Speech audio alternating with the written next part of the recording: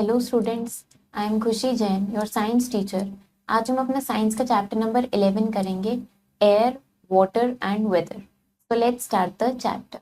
Air, water and weather. हम इसमें क्या क्या पढ़ेंगे? हम इसमें एयर के बारे में पढ़ेंगे, कॉम्पोजिशन ऑफ एयर पढ़ेंगे, प्रॉपर्टीज पढ़ेंगे एयर की, एयर हमारे लिए कैसे इंपॉर्टेंट है वो पढ़ेंगे। उसके बाद हम वाटर के बारे में पढ़ेंगे, स्टेट्स ऑफ वाटर पढ़ेंगे, वाटर साइकिल पढ़ेंगे और वेदर एंड सीजन के बारे में पढ़ेंगे। How can we feel the air? हम एयर को फील कैसे कर सकते हैं? जैसे एयर चलती है तो हमें कैसे फील हो रहा है कि हाँ एयर चल रही है या नहीं चल रही है। हम अपनी स्किन पे एयर को फील कर सकते हैं, या कोई ऑब्जेक्ट रखा हुआ है तो वो उसको हम फील कर सकते हैं कि अगर उसमें कुछ मूवमेंट हो रहा है एयर के थ्रू, या ट्री की लीव्स उड़ रही है तो हमें पता चलता है कि हाँ एयर चल रही है। Does fish breathe the air dissolved in water justify? अब फिश जो होती है वो एयर को कैसे ब्रीथ करती है, वो कैसे ब्रीथ करती है? तो क्या होता है कि फिश जैसे अगर पॉन्ड्स में, लेक्स में, या अगर हमारे होम में एक्वेरियम में भी है फिश, तो जो भी उसका वाटर होता है उसमें एयर डिसॉल्व होती है इस तरीके से, जैसे कि उसको वो एयर वो ब्रीथ कर सके। Circle the things that can be blown away by moving air. तो अब आपको उन ऑब्जेक्ट्स को सर्कल करना है जो एयर की वजह से ब्लोन अवे हो सकते हैं, जो उड़ सकते हैं एयर से। तो एयर के चलने से टेबल तो उड़ेगी नहीं, ऐसे मूव नहीं करेगी, बट एक लीफ उड़ सकती है, सो हम इस लीफ को हम सर्कल करेंगे। इसी तरीके से काइट भी उड़ सकती है एयर के चलने से, तो हम काइट को यहाँ पर सर्कल करेंगे। नेक्स्ट अब हम एयर के बारे में पढ़ते हैं। Air is present all around us, we cannot see it but we can feel the presence of air. When the branches of trees move away, we feel the cold breeze that proves the presence of air. Gently moving wind is called breeze, while fast moving wind is called storm. All living things need air to breathe. तो air हमारे surroundings में everywhere is air, air is present everywhere. हम उसको देख नहीं सकते हैं लेकिन हम उसको फील कर सकते हैं, हम उसकी एयर की प्रेजेंस को हम फील कर सकते हैं। तो कैसे हम फील कर सकते हैं? जैसे अगर आप किसी ट्री पे देख रहे हो, उसकी ब्रांचेस में आपको मूवमेंट दिखता है, उसकी लीव्स मूव कर रही हैं, उड़ रही हैं, तो हमें दिखता है कि हाँ एयर चल रही है। तो हमें कूल ब्रीज जो होती है वो हमें फील होती है, जिससे एयर की प्रेजेंस प्रूव होती है। तो जो विंड जेंटली मूव करती है उसको हम ब्रीज बोलते हैं। लेकिन अगर काफी तेजी से विंड जेंटली मूव नहीं कर रही है, वो काफी तेजी से मूव करती है, तब हम उसको स्टॉर्म बोलते हैं। तो जितने भी लिविंग थिंग्स होती हैं सबको एयर की जरूरत होती है ब्रीथ करने के लिए। A breeze is pleasing but a storm is harmful. A storm can uproot trees, damage plants, bang doors and windows, and blow off the roof of the huts. Our earth is surrounded by a layer of air called the atmosphere. Outside this atmosphere lies a vast space. There is no air in space. तो bridge हमें pleasing लगती है, हमें अच्छी लगती है, लेकिन storm जो होती है वो हमारे लिए हार्मफुल होती है। तो जो स्ट्रॉम होती है वो क्या कर सकती है? वो ट्रीज को अपरूट कर सकती है, ट्रीज सारे गिर जाते हैं जब बहुत तेजी से स्ट्रॉम आता है, प्लांट्स डैमेज हो जाते हैं, डोर्स टूट जाते हैं, और डोर्स आपस में बैंग करने लगते हैं काफी तेजी से, विंडोज और रूफ जो होती है हाउसेस की वो ब्लो ऑफ हो जाती है। तो स्ट्रॉम हमारे लिए बहुत हार्मफुल होती है, वो बहुत डैमेज करती है। हमारी अर्थ किससे सराउंडेड है? एक लेयर से सराउंडेड है एयर की, जिसे हम एटमॉस्फेयर बोलते हैं। इस एटमॉस्फेयर के बाहर, आउटसाइड दिस एटमॉस्फेयर, एक बहुत बड़ा वास्ट स्पेस है। तो उस स्पेस में कोई भी एयर प्रेजेंट नहीं है। कॉम्पोजिशन ऑफ एयर, एयर कैसे कंपोज्ड है? Air is made up of many gases. It has oxygen, carbon dioxide, nitrogen and water vapour. Apart from these, dust and germs do get into air. Air also has a lot of harmful gases such as smoke. Smoke makes the air dirty. It causes pollution and makes people sick.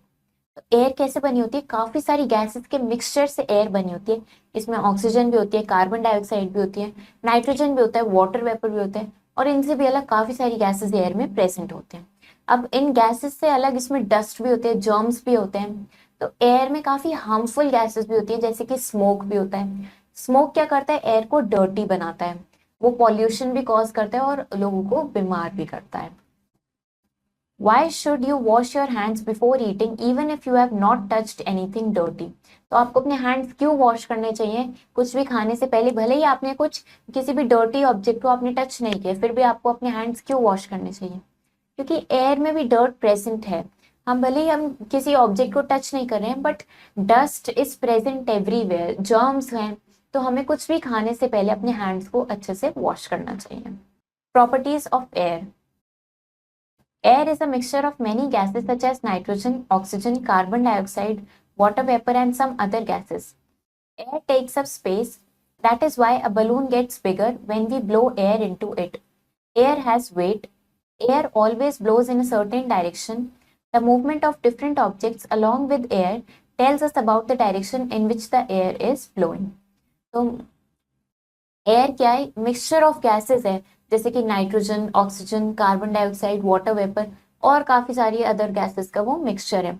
Air क्या करता है? अब space ले लेता है, मतलब क्या होता है, एयर भी स्पेस ऑक्यूपाई करता है। जैसे अगर कोई बलून है, आप उस बलून में एयर ब्लो करते हो तो आप क्या देखते हो, उसका साइज बिगर बिगर बिगर होता जाता है जैसे जैसे आप उसमें एयर ब्लो करते हो। एयर का वेट भी होता है। तो अब एयर क्या होती है, वो एक सर्टेन डायरेक्शन में ब्लो करती है।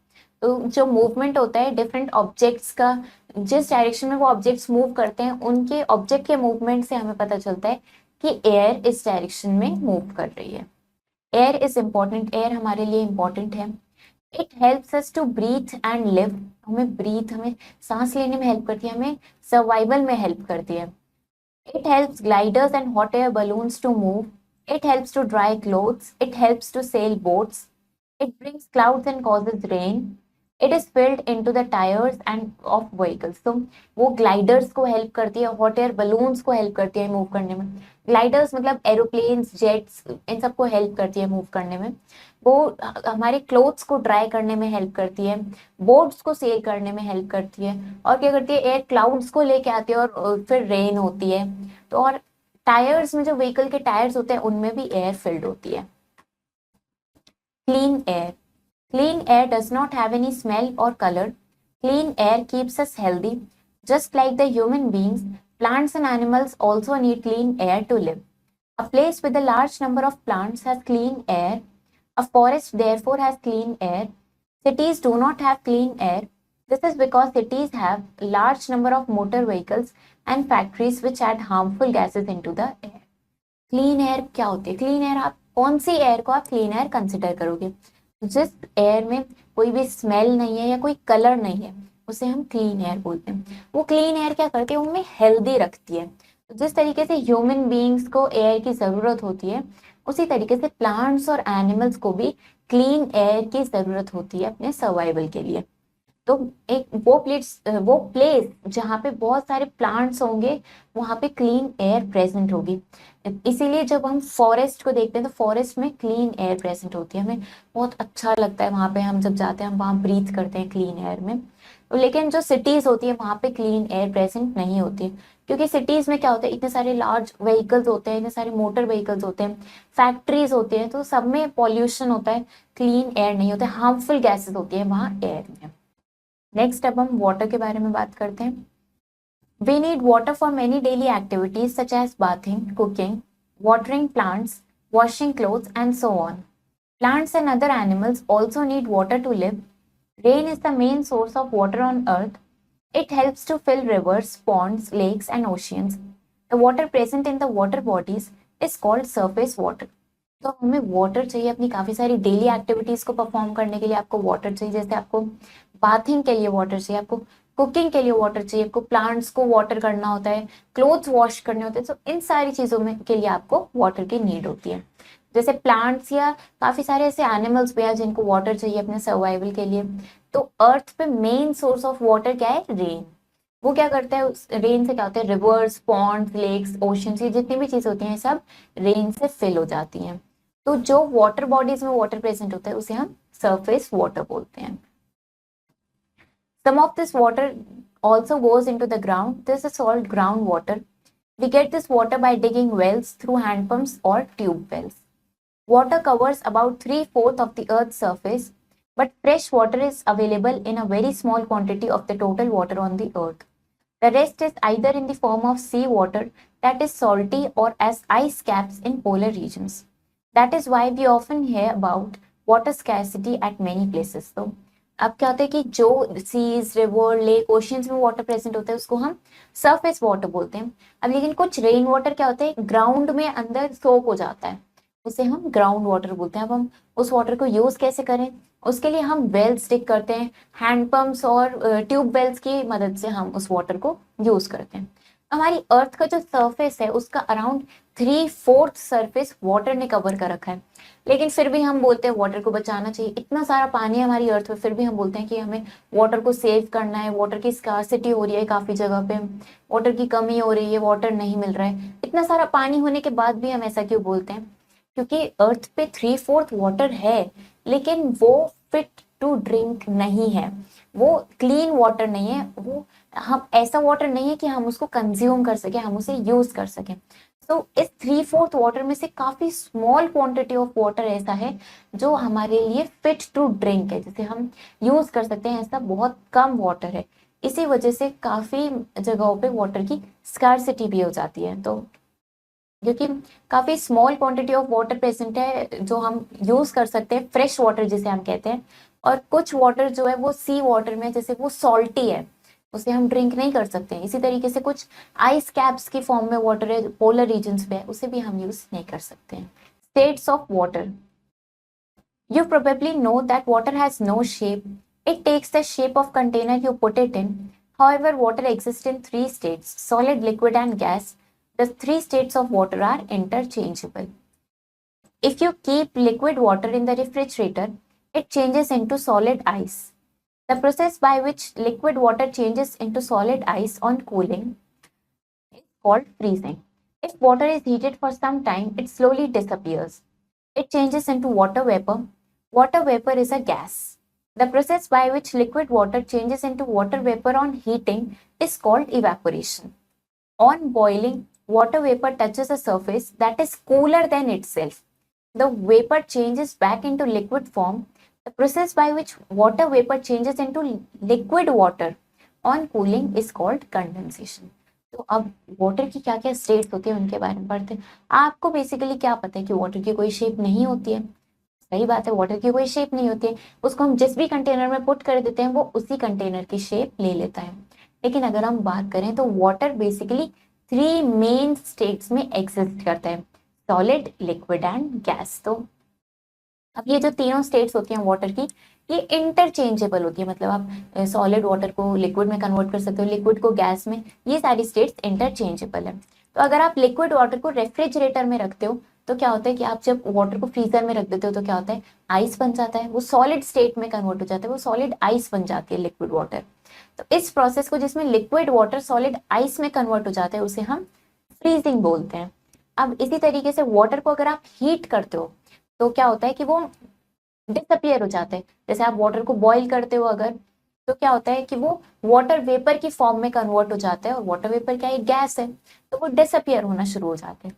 तो ये प्रोसेस जिसमें लिक्विड वाटर वाटर वेपर में कन्वर्ट हो जाता है उसे हम इवेपोरेशन बोलते हैं. और बॉइलिंग पे क्या होता है, water vapour touches a surface that is cooler than itself. तो अब ये जो बॉइलिंग हुई, ये वाटर वेपर निकला. अब ये वाटर वेपर अगर किसी कूलर सरफेस को, जो कूल है, उस सरफेस को अगर टच करेगा तो वहां पे क्या हो जाएंगे, वहां वाटर ड्रॉपलेट्स फॉर्म हो जाएंगे. मतलब कि ये वाटर वेपर दोबारा से लिक्विड फॉर्म में कन्वर्ट हो जाएगा.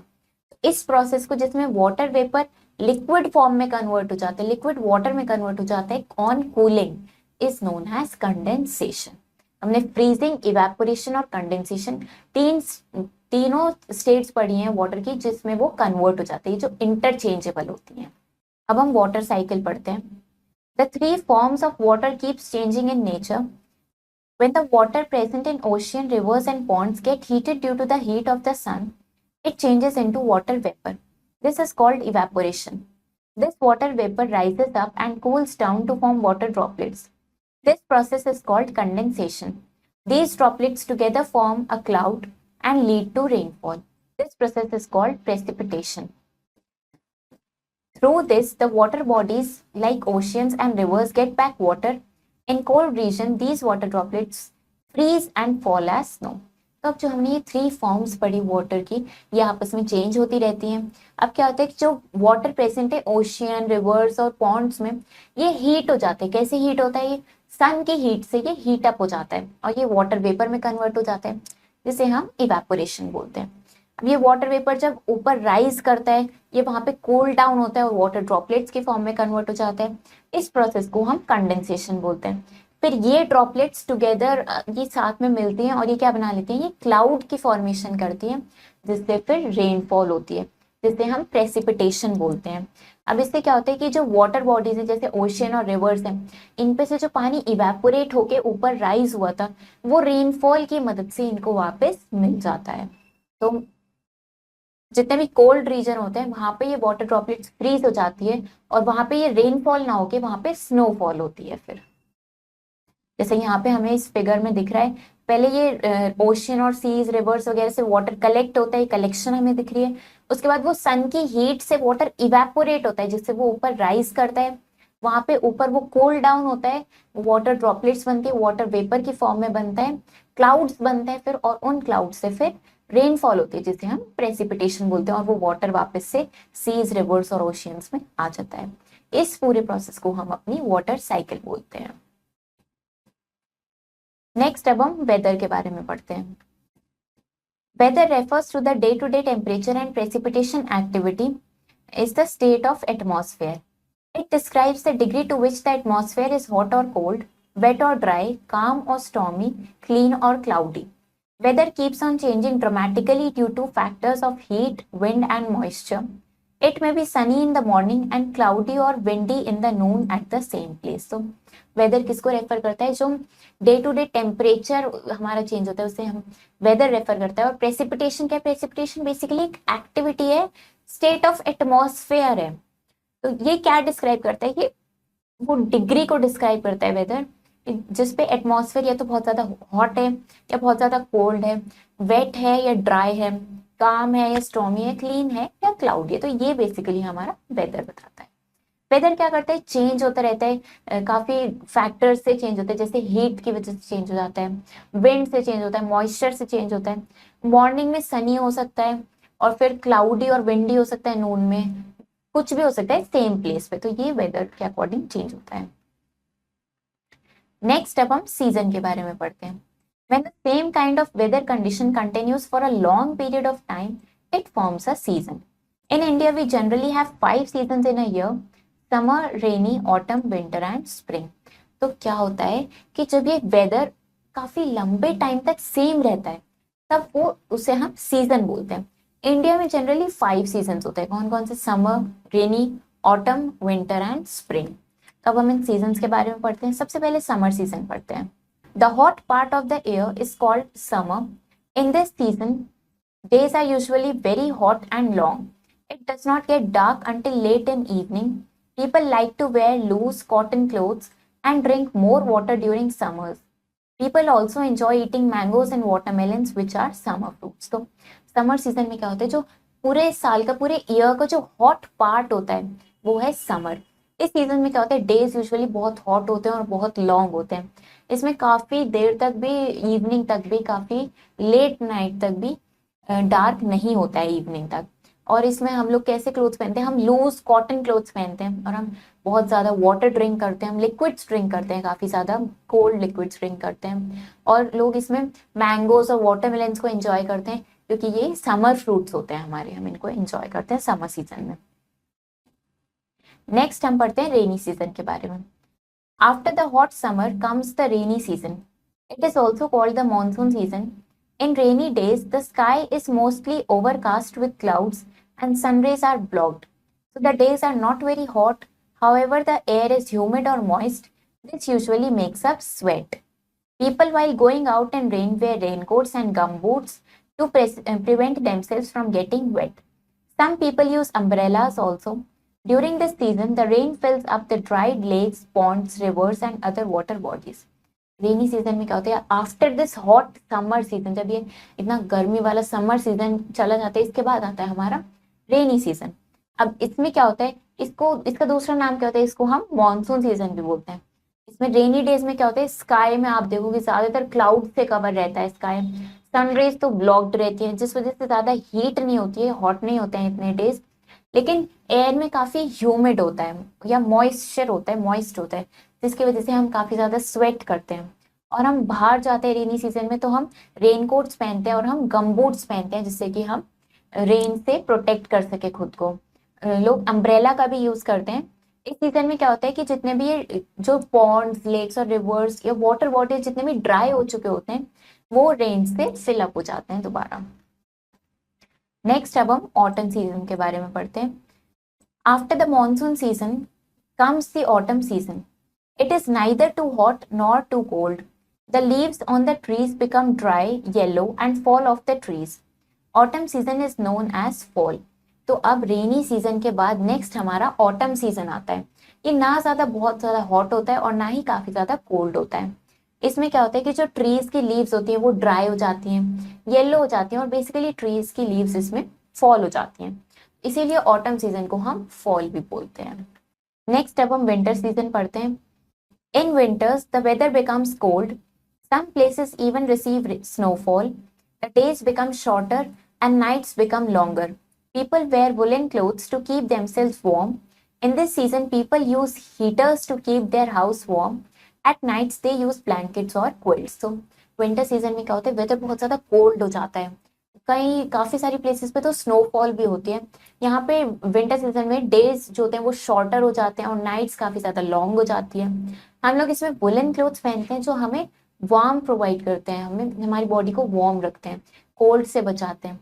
इस सीजन में हम लोग हीटर्स का भी यूज करते हैं जो हमारे हाउसेस को वार्म रखते हैं, और हम नाइट में हम सोते हुए ब्लैंकेट्स और क्विल्ट्स का यूज करते हैं। नेक्स्ट अब हम पढ़ते हैं स्प्रिंग सीजन के बारे में। After the winter comes the spring. This season like the autumn is neither too hot nor cold. The flowers are fully blooming all around. New leaves grow on the trees. The breeze is soft and gentle. तो अब winter season के बाद next हमारा आता है spring season. Autumn season की तरह इसमें भी ये भी ना ज्यादा बहुत ज्यादा हॉट होता है और ना बहुत ज्यादा कोल्ड होता है। इसमें फ्लावर्स ब्लूम करते हैं अच्छे से, हर तरफ आपको फ्लावर्स दिखते हैं, सारे ट्रीज पे फ्लावर्स ब्लूम करते हैं, न्यू लीव्स ग्रो करती हैं ट्रीज पे, और जो ब्रीज होती है वो बहुत सॉफ्ट और जेंटल होती है। चैप्टर को सम करते हैं। Gently moving wind is called breeze, while fast moving wind is called storm. The layer of air surrounding the earth is called atmosphere. Air consists of oxygen, carbon dioxide, nitrogen, and water vapor. Air occupies space and has weight. Water covers about 3/4 of the Earth's surface. Water exists in three states: solid, liquid, and gas. The three states of water are interchangeable. तो gently move करती है wind, उसे हम bridge कहते हैं, और जो wind बहुत तेजी से मूव करती है उसे हम स्टॉर्म बोलते हैं। तो लेयर ऑफ एयर जो अर्थ को सराउंड करती है उसे हम एटमॉस्फेयर बोलते हैं। एयर में ऑक्सीजन होते हैं, कार्बन डाइऑक्साइड होते हैं, नाइट्रोजन और वाटर वेपर भी होता है। एयर स्पेस भी ऑक्यूपाई करती है और उसमें वेट भी होता है। इसी तरीके से हमारे अर्थ सरफेस पे वाटर भी होता है जो 3/4 ऑफ द अर्थ सरफेस को कवर करता है, और ये वाटर 3 स्टेट्स में एग्जिस्ट करता है: सॉलिड, लिक्विड एंड गैस। और ये तीनों स्टेट्स वाटर की इंटरचेंजेबल होती है। अब हम इसके कुछ एक्सरसाइजेस ट्राई करते हैं। Darken the correct options in the OMR sheet. हमें करेक्ट ऑप्शन चूज करना है। Gently moving wind is called, जो विंड जेंटली मूव करती है उसे हम ब्रीज बोलते हैं। A breeze is pleasing while a storm is harmful. Breeze हमें प्लीजिंग लगती है, हमें अच्छी लगती है, सूदिंग लगती है, लेकिन स्टॉर्म हमें हार्मफुल होता है। Smoke makes the air, smoke air को कैसा बना देती है? Dirty. Water covers about dash of the earth surface, water earth surface का about 3/4 of the area cover करता है। Next is fill in the blanks. अब हमें करेक्ट ऑप्शन फिल करना है। Gently moving wind is called, जो wind gently move करती है उसे हम क्या बोलते हैं? उसे हम ब्रीज बोलते हैं। Our earth is surrounded by a layer of air called the, तो जो अर्थ पे एयर से लेयर सराउंडेड है उसे हम क्या बोलते हैं? उसे हम एटमॉस्फेयर बोलते हैं। Dash always blows in a certain direction, एक सर्टेन डायरेक्शन, एक फिक्स डायरेक्शन में क्या ब्लो करती है? एयर ब्लो करती है एक सर्टेन डायरेक्शन में। The 3 states of water are, अब आपको वाटर की 3 स्टेट्स बतानी है। कौन कौन सी वाटर की स्टेट्स होती हैं? Solid, liquid and third state is gas. तो वाटर की 3 स्टेट्स होती हैं: solid, liquid and gas. In India generally we have dash seasons. India में जनरली कितने सीजन्स होते हैं? इंडिया में 5 सीजन्स होते हैं। Write T for true statements and F for the false one. तो अब आपको ट्रू और फॉल्स फिल करना है। वी कैन फील एयर, आप एयर को फील कर सकते हो, true. A storm can अप्रूट trees, storm trees को अप्रूट कर सकता है, ट्रू। स्टॉर्म बहुत हार्मफुल होता है, डेंजरस होती है।